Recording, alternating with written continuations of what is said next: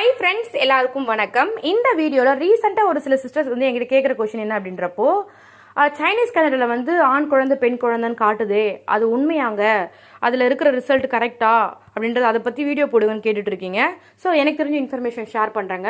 Mostly இந்த மாதிரி symptoms இந்த மாதிரி சைனீஸ் கேலண்டர்லாம் வச்சு 100% இந்த குழந்தை பிறக்கும்னு ஷேர் பண்ண முடியாது. ஒரு சில பேரோட அனுபவங்கள், அந்த காலத்தில் ஸ்கேன் அதுவுமே கிடையாது இல்லைங்க. நம்மளுடைய பாட்டியோ நம்ம வீட்டில் இருக்கவங்களோ இவங்களுக்கு இந்த குழந்தை தான் பிறக்கும் நம்மளை பார்த்தே சொல்லிடுவாங்க. ஸோ அதன் மாதிரி தான் அதோட உங்களுக்கு இப்போது பெண் குழந்தைக்கான அறிகுறிகள் எல்லாமே இருக்குன்னு வச்சுக்கோங்க. அது கூட சேர்த்து இந்த சைனீஸ் கேலண்டர்லையும் பெண் குழந்தை வருதுன்றப்போ உங்களுக்கு மேபி ஒரு 90% பெண் குழந்தை பிறக்கிறதுக்கான வாய்ப்புகள் மிக மிக அதிகம். இது உங்களுக்கு ஆண் குழந்தைக்கான சிம்டம்ஸ்லாம் இருந்துச்சு அப்படின்றப்போ சைனீஸ் கேலண்டர் ஆண் குழந்தை வருதுன்றப்போ அது மேபி அதிகமாக இருக்கலாம். ஆனால் சைனீஸ் கேலண்டர் என்ன பொறுத்தவரையும் என் பர்சனல் ஒப்பீனியன் ஷேர் பண்ணுறேங்க. கண்டிப்பாக எனக்கு கரெக்டாக இருந்துச்சு. இப்போ எனக்குமே நான் அந்த வீடியோ நிறைய ஆல்ரெடி ஒன்று போட்டிருக்கேன். அது கீழே கமெண்ட்ல வந்து பார்த்தீங்கன்னா நிறைய சிஸ்டர் ஆமாங்க எனக்கு கரெக்டாக இருக்குன்னு ஷேர் பண்ணியிருக்காங்க. ஆனால் ஒரு சிலர் வந்து இல்லை எனக்கு ராங்காக இருக்குன்னு வந்து சொல்லியிருக்காங்க. அதனால எல்லாருக்குமே ஒரே மாதிரி இருக்குன்னு சொல்ல முடியாது. ஸோ இது எப்படி ஃபைண்ட் அவுட் பண்ணுறதுன்னு சொல்கிறேன், ஜஸ்ட் நீங்கள் தெரிஞ்சு வச்சுக்கோங்க. இப்போ நான் காட்டுறேன் பாருங்க. இதான் வந்து சைனீஸ் பர்த் சார்ட், சரிங்களா? இதில் நீங்கள் 2 விஷயம் முக்கியமாக தெரிஞ்சு வச்சுருக்கணும், சரிங்களா? அது என்னன்றது கிளியராக உங்ககிட்ட ஷேர் பண்ணுறேங்க. ஒன்று வந்து முதல்ல முக்கியமான விஷயம், நீங்கள் எந்த மந்த்து ப்ரெக்னென்ட் ஆகிருக்கீங்க அப்படின்றது உங்களுக்கு தெரியணும். அதாவது லாஸ்ட்டாக உங்களுக்கு பீரியட் எப்போ முடிஞ்சிச்சோ, எப்போருந்து உங்களுக்கு பீரியட் வராமல் இருக்கோ அதான் உங்கள் ப்ரெக்னன்சிக்கான மந்த் இல்லையா? அந்த மந்த் உங்களுக்கு கிளியராக தெரியணும். ரெண்டாவது, ப்ரெக்னென்ட் ஆகுறப்போ உங்களுக்கு என்ன வயசு. இப்போ நீங்கள் ப்ரெக்னெண்ட்டாக இருக்கீங்க, அதாவது ப்ரெக்னன்சி கிட் கன்ஃபார்ம் பண்ணுவீங்க இல்லையா? அப்போ உங்களுக்கு 20 வயசுனா அந்த 20 வயசு எடுத்துக்கணும், 22 வயசுனா 22 வயசு எடுத்துக்கணும். இன்னும் ஒரு சில பேருக்கு நீங்கள் இந்த மந்த் வந்து ப்ரெக்னன்சி கிட் வந்து செக் பண்ணி பார்த்துருப்பீங்க, பாசிட்டிவ்னு வந்திருக்கும்.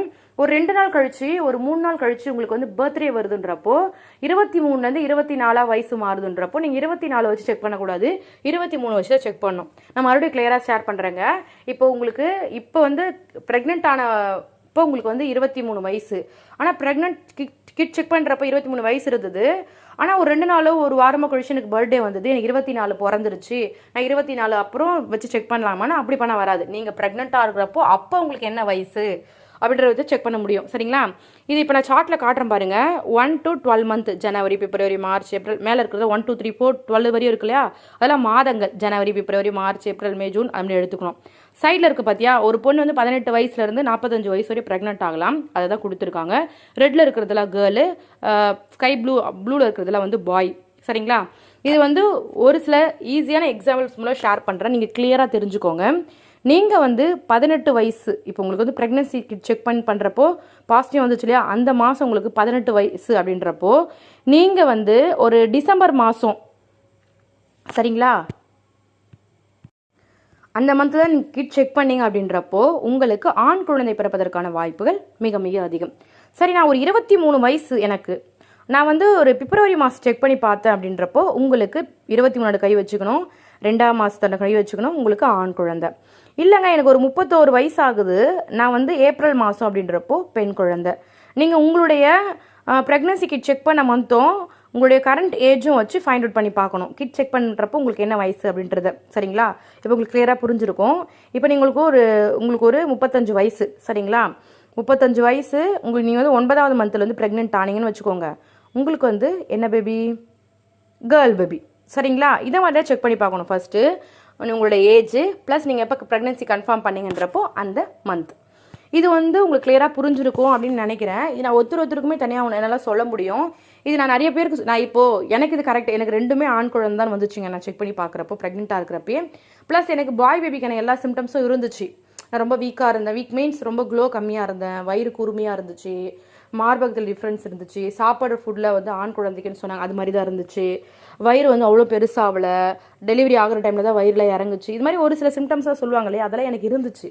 ஸோ அதனால் நான் ஓகே கரெக்டுன்னு சொன்னேன். என் சகோதரிங்க 3 பேருக்கு பெண் குழந்தை, ஒருத்தவங்களுக்கு வந்து 2 பெண் குழந்தை, இன்னொருத்தவங்களுக்கு வந்து 3 பெண் குழந்தை, இன்னொருத்தவங்களுக்கு வந்து 2 பெண் குழந்தை.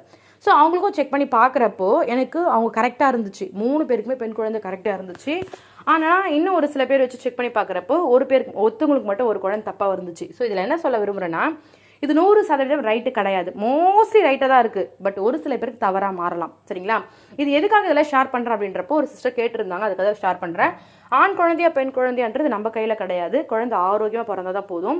இந்த வீடியோ பார்க்குற எல்லாருக்குமே கண்டிப்பாக நீங்கள் ப்ரெக்னெண்ட்டாக இருந்தீங்கன்னா குழந்தை எந்த ஒரு குறையும் இல்லாமல் ரொம்ப க்யூட்டாக கொழுக்குன்னு அழகாக நார்மல் டெலிவரியில் பிறப்பாங்க. அதுக்காக நான் ப்ரேயர் பண்ணிக்கிறேங்க. இன்னொரு முக்கியமான விஷயம், நீங்கள் ப்ரெக்னெண்ட்டாக இருந்தீங்கன்னா உங்களுக்கு ஏதாச்சும் டவுட் வரும் இல்லையா, அதுக்கு கமெண்ட்டில் கேளுங்க. அந்த வீடியோவை நான் ஷேர் பண்ணுறேன். நீங்கள் கேட்ட கமெண்ட்டு ஒரு 2 நாள் டைம் கொடுங்க வீடியோ போடுறதுக்கு, அந்த டீட்டெயில்ஸை கலெக்ட் பண்ணுறதுக்கு. என்னுடைய எக்ஸ்பீரியன்ஸ் வச்சு அது கரெக்டாக சொல்லணும் இல்லைங்களா. நீங்கள் ப்ரெக்னெண்ட்டாக இருக்கீங்க, ஏதாச்சும் அப்பா சொல்லிட்டு நீங்கள் அதை ஃபாலோ பண்ணிட்டீங்கன்றப்ப அது குழந்தைக்கும் பிரச்சனை, உங்களுக்கும் பிரச்சனை. ஸோ நான் எதாக இருந்தாலும் 1க்கு 2 டைம் யோசிச்சு சொல்லணும் இல்லையா, அதனால எனக்கு கொஞ்சம் டைம் கொடுங்க. மற்றபடி நீங்கள் ப்ரெக்னெண்ட்டாக இருக்கீங்க அப்படின்றப்ப என்ன சாப்பிடணும், என்ன சாப்பிடக்கூடாது, நீங்கள் எவ்வளோ மந்தில் இருக்கீங்க, என்ன வீக்கில் இருக்கீங்க, எல்லாமே டீட்டெயில்ஸு, செபாலிக் ப்ரெசன்டேஷனாக என்ன, போஸ்டீரியர்னா என்ன, ஆன்டீரியர்னா என்ன, எல்லா வீடியோவும் அப்லோட் பண்ணி போட்டிருக்கேன். மொத்தம் 1200 மேலே இருக்குது. ஜஸ்ட் நீங்கள் சேனலுக்குள்ளே போய் கிளிக் பண்ணி பார்த்தீங்கன்றப்போ உங்களுக்கு தேவையான எல்லா இன்ஃபர்மேஷனும் கிடைக்குங்க. நீங்கள் ஃபஸ்ட் டைம் பார்க்குறீங்கன்றப்போ மறக்காம சேனலை சப்ஸ்கிரைப் பண்ணுங்கள். Okay friends, thank you so much. Bye bye.